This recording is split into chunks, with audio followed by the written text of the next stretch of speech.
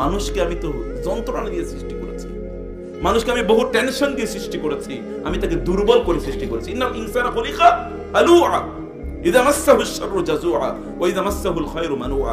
মানুষ খুবই টেনশন প্রবণ, তার মধ্যে প্রচুর অস্থিরতা থাকবে। যুবকরা ভালো করে শুনে যাবেন আজকের কথা, প্রচন্ড অস্থিরতা থাকবে। আমি কি করব, ব্যবসা করব, চাকরি করব, পড়াশোনা করব, কোনো কিছুই তো ভালো লাগতেছে না। বিয়ে শাদীর বয়স চলে যায়, বিয়ে শাদী করতে পারছি না, অথবা আপনাদের মেয়েদেরকে বয়স হয়ে যাচ্ছে, এখনো মেয়েদেরকে বিয়ে দিতে পারছেন না, এত টেনশন। আল্লাহ আগেই বলে দিচ্ছেন ইন্নাল ইনসানা খুলিকা হালুআ। মানুষ তুমি কেবল টেনশনে থাকবে, কেবল টেনশন, কেবল এনজাইটি থাকবে, তোমার কেবল বিপর্যয়, কেবল দুশ্চিন্তা, কেবল দুর্ভাবনা, এগুলো সব কিছু থাকবে। বাঁচার একটাই মাত্র উপায়, তা হচ্ছে ইল্লাল মুসাল্লিন। সফলতা তো কেবল কাদের জন্য? নামাজীদের জন্য। কদ আফলাহাল মুমিনুন আল্লাযীনা হুম ফি সলাতিহিম খাশিউন। কেবলমাত্র সফল হবে মুমিনরাই যাদের সালাতের মধ্যে তারা হচ্ছে প্রচন্ড বিনয়ী, এবং সালাতের মধ্যে তারা প্রচন্ড আন্তরিক, সালাতের মধ্যে তারা কেবলমাত্র আল্লাহ সুবহানাহু ওয়া তাআলাকে তারা স্মরণ করে, অন্য কোনো কিছু না। রিজিক দেওয়ার মালিক কে? রিজিক কি আল্লাহ আপনাকে দেবেন না? রিজিক কোত্থেকে আসে? রিজিক কি জমিনে নাকি? রিজিক কোত্থেকে আসে? ওয়া ফিস সামাই রিজকুকুম ওয়া মা তুআদুন। আল্লাহ বলছেন ওয়া ফিস সামাই রিজকুকুম, আসমান থেকে রিজিক আসে। রিজিক আসে কোত্থেকে? আসমান থেকে রিজিক আসে। রিজিক জমিন থেকে আসে না। অতএব ফয়সালা হয় আসমানে। সেই ফয়সালা আসমান ওয়ালা যিনি আছেন, আসমানের যিনি মালিক, সেই মালিকের কাছে রিজিক চাইতে হবে, আদারওয়াইজ কোন রিজিক পাবেন না। আদারওয়াইজ রিজিক পাবেন না। এমনও হতে পারে আপনি বহু কিছুর মালিক, কিন্তু এগুলো আপনার জন্য রিজিক না, এগুলো অন্য কারোর জন্য করে যাচ্ছেন। আপনি সারাদিন রাত পরিশ্রম করে, কিন্তু আপনি নিজে ভোগ করতে পারবেন অন্য কারোর জন্য। এটা এরকম হয় কিনা? আছে কিনা? এরকম বহু আছে, অসংখ্য আছে। রিজিক দেওয়ার মালিক হচ্ছেন আল্লাহ। আল্লাহ তাআলা এই জন্যই তিনি বলেছেন, কোরআনে তিনি বলেছেন, আমি তো তোমার কাছে রিজিক চাই না। ইন্নাল্লাহু ওয়ার রাজ্জাকু যুল কুওয়াতিল মাতিন। রিজিক দেন কে? আল্লাহ তাআলা। আমি তো তোমার কাছে রিজিক চাই না। হে বান্দারা, লা তাকতুলু আওলাদাকুম খাশিয়াতা ইমলাক নাহনু নারযুকুকুম ওয়া ইয়্যাকুম নাহনু নারযুকুহুম ওয়া ইয়্যাকুম। তোমাদের সন্তানদের রিজিকও আমি দেই, টেনশন করার কোনো কারণ নাই। সন্তান হলে রিজিক দেয় কে? আপনার টেনশন করার কোনো কারণ আছে? সন্তান যিনি দেন তিনি কি রিজিক দেন না? এই জন্য সহিহ বুখারী হাদিসে রাসূলুল্লাহ সাল্লাল্লাহু আলাইহি ওয়াসাল্লাম বললেন, মনে ভালো করে শুনুন, যখন একজন মায়ের সন্তান জন্ম দেয়ার যখন ইস্যু আসে, তখন আল্লাহ তাআলা এক বিন্দু পানি মায়ের গর্ভের মধ্যে গিয়ে এখানে কি করেন? ওখানে স্থাপন করে দেন। এক বিন্দু পানি সেখানে স্থাপন করে দেন। তারপর এই পানিটি এটাকে নুতফা আকারে থাকে 40 দিন। সহিহ হাদিসে এসেছে কতদিন? 40 দিন নুতফা আকারে থাকে। নুতফা মানে ড্রপ অফ ওয়াটার, পানি আকারে থাকে। তারপর এটা কি হয়ে যায়? আলাকা। আলাকা হয়ে যায়। এটি আরো 40 দিন পর্যন্ত, আলাকা মানে হচ্ছে রক্তপিণ্ড। ওই যে পানি ওইখানে গিয়ে জমা হয়েছে না মায়ের গর্ভে, এই পানিটা 40 দিনের প্রথম 40 দিন পানি আকারে থাকে, এরপরে 40 দিন এটা কি আকারে থাকে? আলাকা। আলাকা আলাকা মানে হচ্ছে ব্লাড ক্লট। এখানে যারা কেমিস্ট্রি পড়েছেন আপনারা জানেন, বায়োলজি যারা পড়েছেন তারা জানেন, ব্লাড ক্লট রক্তপিণ্ড, এটা রক্তের মতো হয়। এবং এই জন্য দেখবেন কোন মায়েদের যদি তাদের যদি ধরেন ওই 2-3 মাসে যদি তাদের কোনো অ্যাবর্শন হয়ে যায়, অর্থাৎ যদি মিসক্যারেজ হয়ে যায়, তখন দেখবেন কেবল রক্ত, ওইখান থেকে একটা রক্তপিণ্ড কেবল বাইর হয়, আর কিছু না, একটা রক্ত। তারপরে কি হচ্ছে? তারপরে এখানে একটা মাংসের টুকরো, মুদগাতান। এরপর আল্লাহ তাআলা এটাকে মুদগা করে দেন, একটা মাংসপিণ্ড। এরপরে কি? সুম্মা জাআলনাহু খালকান আখারা ফাতাবারাকাল্লাহু আহসানুল খালিকিন। এরপরে তার প্রথম গজায় কি বলেন তো? প্রথম কি গজায়? এই যে এটার নাম কি? কান। প্রথম গজায় কান। তার শরীর অঙ্গ প্রত্যঙ্গগুলো এখন ডেভেলপ করতে থাকে। প্রথম যেটা ডেভেলপ করে এটার নাম হলো কান। এই জন্য সন্তান যখন পেটে থাকে তখন মায়েদেরকে কি করতে হয় বলেন তো? কোরআন তেলাওয়াত করতে হয়, কোরআন তেলাওয়াত শুনতে হয়, ভালো কথা বলতে হয়, ভালো কথা শুনতে হয়। এগুলো করলে ওই যে সন্তান যে পেটের মধ্যে আছে ওর কানে সর্বপ্রথম কোরআনের আওয়াজ যায়, এবং এই সন্তানগুলো তখন আল্লাহওয়ালা হয়ে যায়। আদারওয়াইজ এগুলো সব কি হবে? গান শুনতেছে, এরপরে এগুলো বাইর হয়ে তারপরে ডিস্কো ড্যান্সার করা শুরু করে দেবে। দেখেন না এখন পোলাপাইন 2 বছরের বাচ্চা মোবাইল হাতে না দিলে কি খায় না। কোত্থেকে শিখলো এটা? কে শিখিয়েছে তাকে? এগুলো ওইখান থেকে শিখে এসছে, ওইখান থেকে শিখে এসছে। আপনার সন্তানকে আপনি কি শেখাচ্ছেন? যে ওইটা আমার আলোচনার বিষয় না। আমি বলছি যে আল্লাহ সুবহানাহু ওয়া তাআলা এই যে 3 মাস এই যে 40 দিন 3 40 কত? 120 কয় মাস হয় বলেন? 4 মাস। 4 মাস পরে এরপরে আল্লাহ সুবহানাহু ওয়া তাআলা একজন ফেরেশতাকে পাঠান এবং তাকে নির্দেশ প্রদান করেন যে এই শিশুটির জন্য, এই যে সন্তানটি আসবে, এই সন্তানের জন্য 4টা জিনিস লিখে দাও। বিকাতবি আরবা আশিয়া, 4টা জিনিস তার জন্য যেন লিখে দেওয়া হয়। 1 নম্বর হচ্ছে তার লিখে দেবে তার রিজিক কি হবে এই জমিনে, সে কি খাবে, কি করবে না করবে, কতটুকু, এগুলো তার রিজিক লেখা থাকে। এবং 2 নম্বরে লেখা থাকে কি তার আজল, সে কতদিন এই পৃথিবীতে বাঁচবে, এগুলো তার লেখা থাকে। এবং 3 নম্বরে লেখা থাকে ওয়া আমালুহু, সে কি কাজ করবে। এবং 4 নম্বরে লেখা শাকিয়ুন আম সাঈদুন, সে কি জান্নাতি নাকি জাহান্নামী। এগুলো ওইখান থেকে আল্লাহ তাআলা নির্ধারণ করে দেন। আমি যে কথা বলছিলাম, রিজিক আল্লাহ সুবহানাহু ওয়া তাআলা সৃষ্টির আগেই নির্ধারণ করে দেন কিনা বলেন তো? দেন না? আওয়াজ করছেন না কেন? দেন কিনা? তাহলে আপনার রিজিক নিয়ে তো টেনশন কেন? রিজিকের মালিক যিনি, টেনশন তো যদি করতে হয় তাহলে তার করবার কথা নাকি? রিজিক নিয়ে তো আপনার কোনো টেনশন নাই। তিনি যদি আপনাকে উন্মুক্ত ভাবে দিতে চান, এই ক্ষমতা তার নাই? রাসূলুল্লাহ সাল্লাল্লাহু আলাইহি ওয়াসাল্লাম বলেন, আল্লাহ সুবহানাহু ওয়া তাআলা বলেন, ইন্নী কাসামতু সলাতা বাইনি ওয়া বাইনা আবদি নিসফাইনি ওয়া লিআবদি মা সাআলা, আমি নামাজকে আমার মাঝে এবং আমার বান্দার মাঝে কি করে দিয়েছি, ভাগ করে দিয়েছি, এবং নামাজে দাঁড়িয়ে আমার বান্দা আমার কাছে যা চায় আমি তাকে তাই প্রদান করব। বুঝেন নাই? নামাজে দাঁড়িয়ে ওয়ালি আবদি মা সাআলা, এটা আল্লাহ বলছেন, আর কেউ না। পৃথিবীর যত প্রভাবশালী ব্যক্তি হোক না কেন, সে প্রভাবশালী ব্যক্তি যদি কোনো ওয়াদা করে, এই ওয়াদা মিস হওয়ার সম্ভাবনা আছে কি নাই? আছে। কিন্তু আল্লাহ ওয়াদা করলে মিস হবে নাকি? ইন্নাল্লাহা লা ইউখলিফুল মিআদ, আল্লাহ তার ওয়াদা তো ভঙ্গ করেন না। ইন্নাকা লা তুখলিফুল মিআদ, আল্লাহ তুমি তো তোমার ওয়াদা ভঙ্গ করো নাই। দাঁড়িয়ে দেখেন নামাজে, সত্যিকার অর্থে নামাজে দাঁড়িয়ে দেখেন, আল্লাহকে ভুলে যায়েন না। আল্লাহকে ভুলে গেলে দুনিয়াটা আল্লাহ তাআলা আপনার জন্য জাহান্নাম বানিয়ে দেবেন। ওয়ামান আ'রাদা আন যিকরি ফাইন্না লাহু মাঈশাতান দানকা ওয়া নাহশুরুহু ইয়াওমাল কিয়ামাতি আ'মা ক্বালা রাব্বি লিমা হাশারতানি আ'মা ওয়া ক্বাদ কুনতু বাসীরা ক্বালা কাযালিকা আতাতকা আয়াতুনা ফানাসিতাহা ওয়া কাযালিকাল ইয়াওমা তুনসা।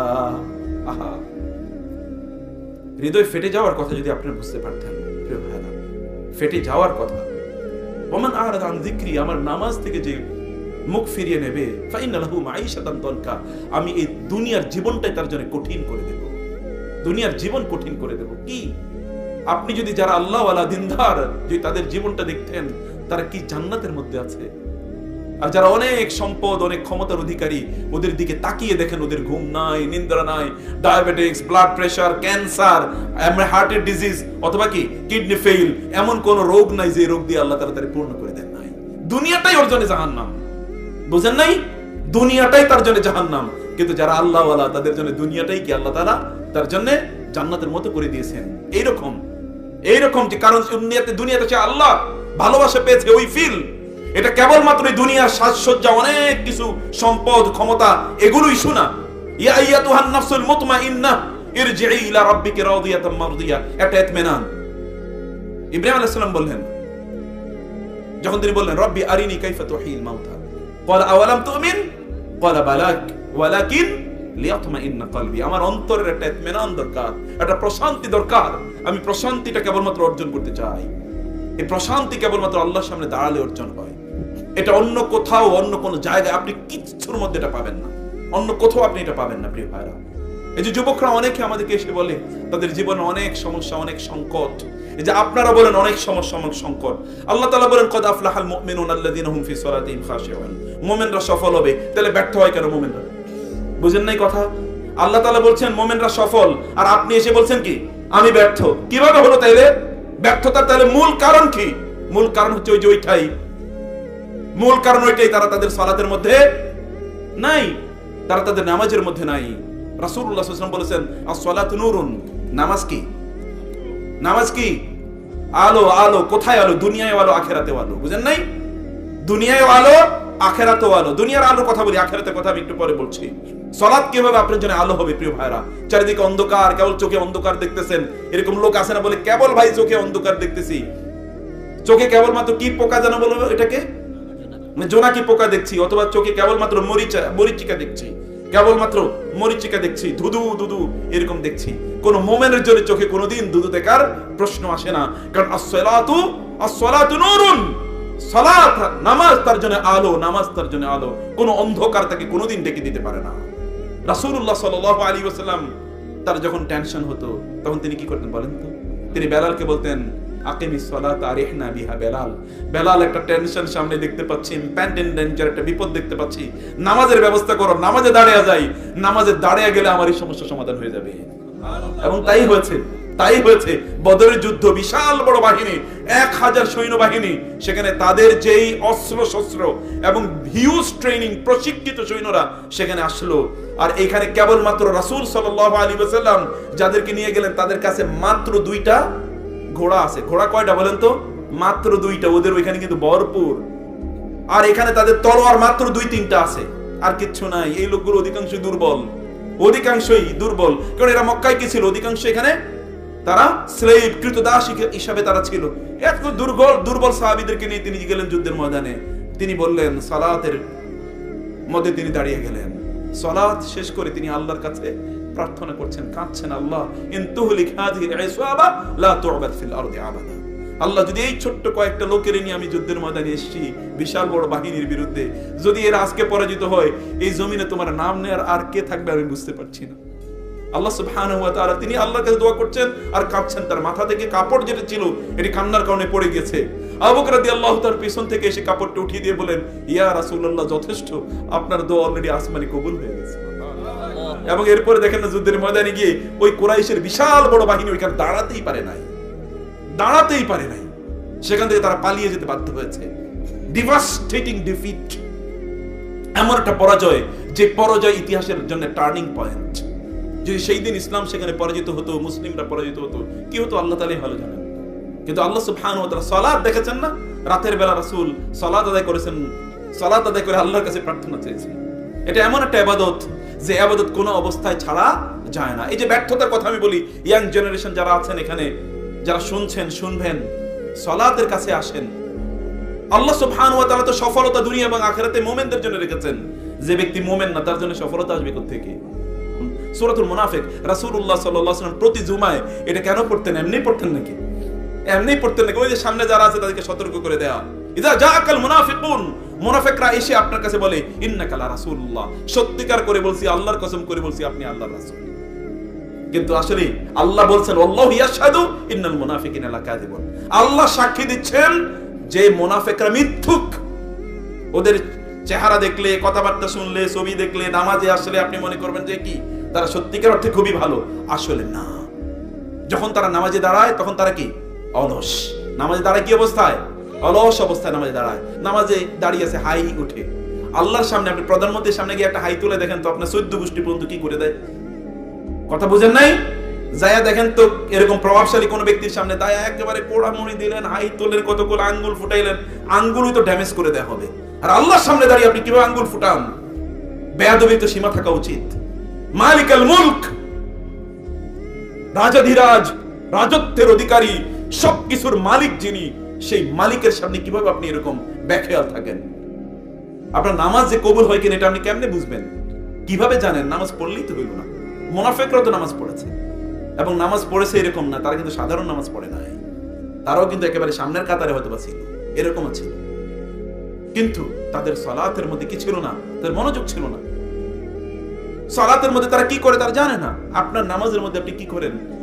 যে নামাজ ইবাদত তো এতটুকুই করে নামাজ, তাও কয় ওয়াক্ত পড়ে, কয় ওয়াক্ত পড়ে না। যেই কয় ওয়াক্ত পড়ে, ওয়াকাদিমনা ইলা মা আমিলু মিন আমালিন ফাজআলনাহু হাবাআম মানসুরা, একদল ব্যক্তির অনেক আমল, আল্লাহ বলবেন যে আমলগুলো গিয়ে দেখলাম একটাও কি এগুলো গ্রহণ করার মতো না, সবগুলো আমি ছুঁড়ে ফেলে দেব, সবগুলো আমি তুলার মতো, ধুলার মতো এগুলোকে উড়িয়ে ফেলে দেব। এগুলো একটাও গ্রহণযোগ্য নয়, একটাও গ্রহণ করার মতো নয়। নামাজ পড়বেন, নামাজের জন্য, সালাতের জন্য তো অনেক কন্ডিশন আছে, অনেক কন্ডিশন আছে। সেই কন্ডিশন আপনি ফুলফিল করছেন কিনা?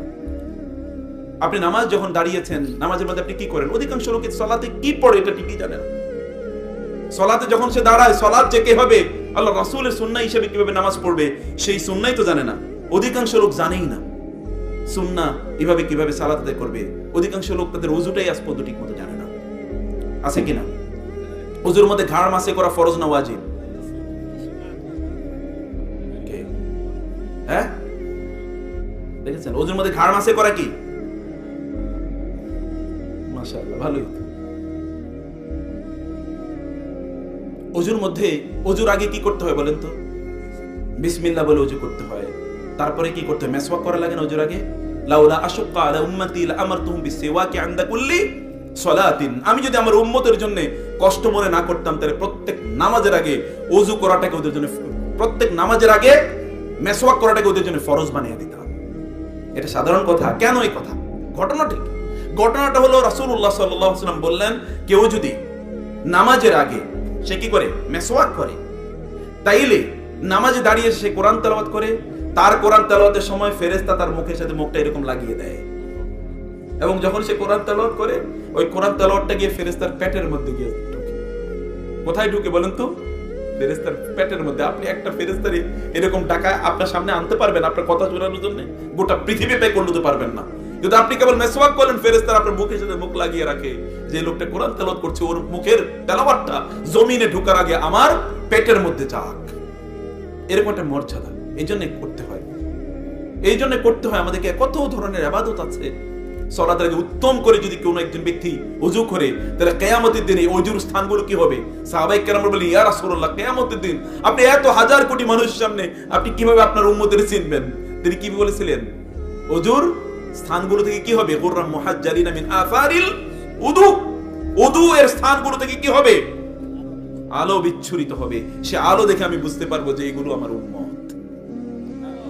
ওযুটা যখন করেন, আলা আদুল্লুকুম আলা মা ইয়ামহুল্লাহু বিহিন্নাল খাতায়া ওয়া ইয়ারফাউ বিহিন্নাদ দারাজাত। আমি কি তোমাদেরকে এমন আমলের কথা বলবো না যে আমলের কারণে তোমাদের মর্যাদা আল্লাহ তাআলা আকাশচুম্বী করে দেবেন এবং তোমাদের গুনাহগুলো আল্লাহ তাআলা সব মিটিয়ে দেবেন? সাহাবায়ে কেরাম বলবেন, বালা ইয়া রাসূলুল্লাহ, অবশ্যই। রাসূলুল্লাহ সাল্লাল্লাহু আলাইহি ওয়াসাল্লাম বলেন, ইসবাগুল উদুই আলাল মাকারিহি। কষ্ট হলেও সুন্দর করে ওযু করা। কষ্ট হলেও কি করা? সুন্দর করে ওযু করা। ওযুর ব্যাপারে তো আমরা জানি না, ওযুই তো আমরা ঠিকমতো করছি না, অথবা ওযুর মধ্যে যে আন্তরিকতা থাকা দরকার সে আন্তরিকতা আমরা মেইনটেইন করছি না। ওযুর মধ্যে যে ইখলাস থাকা দরকার সেটা আমরা করছি না। আলী রাদিয়াল্লাহু তাআলা যখন ওযু করতেন তখনই তার চেহারা লাল হয়ে যেত।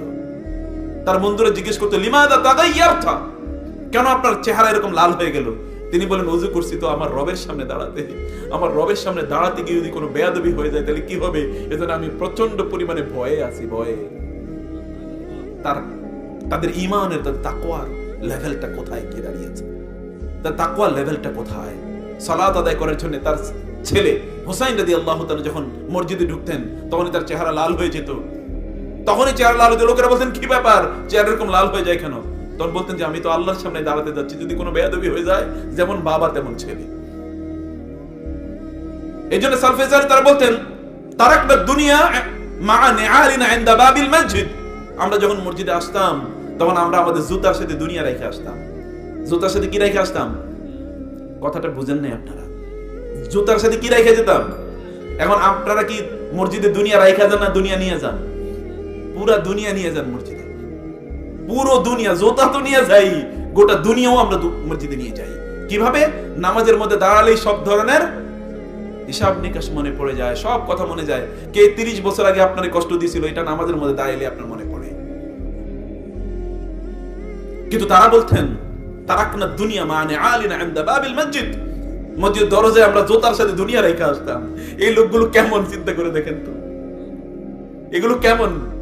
ফেরেশতারাও তো তাদেরকে দেখে কি হওয়া দরকার, অবাক হয়ে যায় ফেরেশতারা। যেমনি ভাবে রাসূলুল্লাহ সাল্লাল্লাহু আলাইহি ওয়াসাল্লাম বলেছেন, ওসমান, ফেরেশতারা আপনাদের দিকে লজ্জা পায়। ফেরেশতারা আপনাকে দেখে কি পায়? লজ্জা পায়। কি লেভেলের ঈমান তাদের! ফেরেশতারা তাদেরকে দেখে লজ্জা পায়। কি লেভেলের ঈমান, কি লেভেলের তাদের ইবাদত! এই লেভেলে তাদের নিজেদেরকে তারা উন্নীত করেছিল। এবার আমি বলছিলাম যে সালাতের মধ্যেই তো বহুত ত্রুটি। আপনি যখন মসজিদে যাবেন, মসজিদে যখন আপনি যান, এই জন্য অনেকেই আছে সালাত ঠিকমতো, সালাতের প্রতি আপনার মুহাফাজা নাই, হেফাজত নাই, সালাতকে আপনি ঠিকমতো বুঝেনও না এবং গুরুত্ব দেন না। ফাওয়াইলুল লিল মুসাল্লিন আল্লাযিনা হুম আন সালাতিহিম সাহুন। মুসল্লিদের জন্য ধ্বংস, যারা তাদের নামাজের ব্যাপারে উদাসীন। আল্লাহ বাঁচাইছে আপনাদেরকে, আল্লাযিনা হুম আন সালাতিহিম সাহুন বলছেন। যদি আল্লাযিনা হুম ফি সালাতিহিম সাহুন বলতেন তাহলে সব জাহান্নাম ছাড়া কোনো উপায় ছিল না। বুঝেন নাই? আল্লাযিনা হুম ফি সালাতিহিম সাহুন মানে নামাজের মধ্যে ভুল করে, আর আল্লাযিনা হুম আন সালাতিহিম সাহুন মানে নামাজ থেকে উদাসীন, নামাজ সময় মতো পড়ে না, অথবা তারা সব নামাজ ঠিক মতো পড়ে না। এইরকম তাতে আপনারা বাইসা গেছেন। আন্নালে বলতে যদি বলা হতো ফি সালাতিহিম, নামাজের মধ্যে উদাসীন, মানে নামাজের মধ্যে ভুল করে ফেলে, তা নামাজের মধ্যে তো আপনার মনে থাকে না মাঝে মাঝে, আগের রাকাতে কোন সূরা পড়ছেন এটা তো কিছুক্ষণ পরে আর মনে থাকে না। আছে কিনা এরকম? আছে তো। তারপরে আপনার তো মনেই নাই। সালাতে যখন আপনি যাচ্ছেন, সালাতে আযান দিয়েছে, হাইয়া আলাস সালাহ হাইয়া আলাল ফালাহ, ইয়া আইয়ুহাল্লাযীনা আমানু ইযা নুদিয়া লিস-সালাতি মিন ইয়াউমিল জুমআতি ফাসআউ ইলা যিকরিল্লাহি ওয়া দারুল বাই'। যখন আযান দেয় তখন কি করতে হয়? দৌড়াতে হয় মসজিদের দিকে। বুঝেন নাই? কি করতে হয়? দৌড়াতে হয়। আল্লাহ তাআলার জন্য যদি আপনি দৌড়ান, তাহলে আল্লাহ তাআলা আপনার কাছে কিভাবে আসবেন বলেন তো? সেই হাদিসে কুদসিতে আসছে না, রাসূলুল্লাহ সাল্লাল্লাহু আলাইহি ওয়াসাল্লাম বলেন, আল্লাহ তাআলা বলেন যে কোন বান্দাও যদি আমার দিকে হেঁটে আসে তাহলে আমি তার দিকে কিভাবে যাই? আর আপনি যদি দৌড়ে যান তাহলে আল্লাহ কিভাবে আসবে? তাহলে আল্লাহ কিভাবে আসবে? আল্লাহ কি এইভাবে আসতে পারেন না? পারেন তো। সেজন্য আপনাকে সেই বিশ্বাস নিয়ে আল্লাহ ডেকেছেন, আমার রব ডেকেছেন, আমি কিভাবে এই দুনিয়ার মুখে এখানে পড়ে থাকি? বন্ধ করো shut up your shops, your markets, stop your works, business, সবকিছু বন্ধ করে দেন। আপনি ওইখানে গিয়ে দাঁড়ান, আল্লাহর সামনে দাঁড়িয়ে যান, রব তুমি ডেকেছো, আমি কি তোমার ডাকে কি আমি দেরি করতে পারি নাকি? মুসা আলাইহিস সালাতু ওয়াস সালাম কিভাবে এত মাইটি প্রফেট হয়েছেন। মুসা আলাইহিস সালামকে আল্লাহ তাআলা বলেন, তুর পাহাড়ে আসেন, আপনার সাথে কথা আছে, কিন্তু আপনি সাথে সাথে কি আপনার উম্মতের মধ্যে নেতৃস্থানীয় কয়েকজনে নিয়ে আসবেন। তিনি সবাইরে নিয়ে যাওয়া শুরু করলেন, কিন্তু তিনি দিয়েছেন দৌড়, আর সবাই কি করছেন? স্লো স্লো যাচ্ছেন। মুসা আলাইহিস সালাম একা গিয়ে সেখানে উপস্থিত। আল্লাহ তাআলা বলেন, কি ব্যাপার মুসা, আপনার সাথে লোকরা কই? আপনি একা কেন? তিনি কি উত্তর দিয়েছেন জানেন? তিনি বলেছেন, ওয়া আজিলতু ইলাইকা রাব্বি লিতারদা। আল্লাহ আপনি ডাকছেন, আমি কি স্লো আসতে পারি নাকি? ডাকছেন আপনি, আমি কিভাবে আসতে আসি? আমি দৌড় দিছি, আল্লাহ আপনি ডেকেছেন। এটা হচ্ছে রাসূলদের, নবীদের দৌড়। আজান দিয়েছে, আজানের পর একজন মুসলিম, তিনি আল্লাহ ডেকেছেন। একজন মুসলিম অন্য কোথাও থাকতে পারেন না। আপনি দৌড়ে এসে দেখেন আল্লাহ তাআলা কিভাবে আপনার সমস্যাগুলো সমাধান করে দেন। দৌড়ে এসে দেখেন, আল্লাহ তুমি ডেকেছো, অতএব আমার সব কিছু তোমার উপর আমি ছেড়ে দিলাম।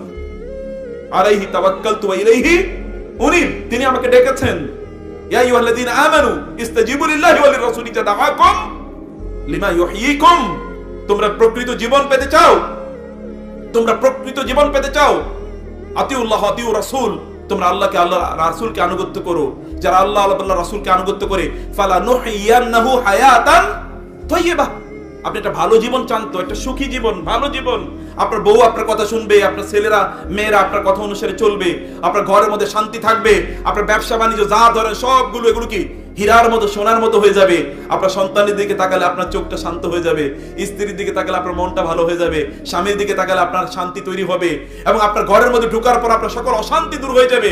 আপনি যাই করেন না কেন সব জায়গায় আপনার সফলতা। কেউ আপনাকে কষ্ট দিয়ে আপনার মনটা খারাপ করে দিতে পারে না। যদি এগুলো সব কিছু করতে চান, তাহলে আপনাকে আপনার রবকে সন্তুষ্ট রাখতে হবে। আপনার রবকে যদি আপনি সন্তুষ্ট রাখতে চান, রাখতে পারেন, তাহলে আপনাকে আল্লাহ তাআলা একটা হায়াতে তয়্যিবা প্রদান করবেন। কি প্রদান করবেন? হায়াতে তয়্যিবা। হায়াতে তয়্যিবা হচ্ছে একটা ভালো জীবন, আল্লাহ বলছেন। এবং তিনি অন্য জায়গায় বলেছেন, ইসতাজিবু লিল্লাহি ওয়া লির-রাসূল। তোমাকে আল্লাহ ডেকেছেন, রাসূল ডেকেছেন, তুমি স্লো যেও না। ইযা দাআকুম লিমা ইউহয়িকুম। তাইলে তোমরা প্রকৃত অর্থে জীবন যেটা বলা হয়, you will then enjoy your life.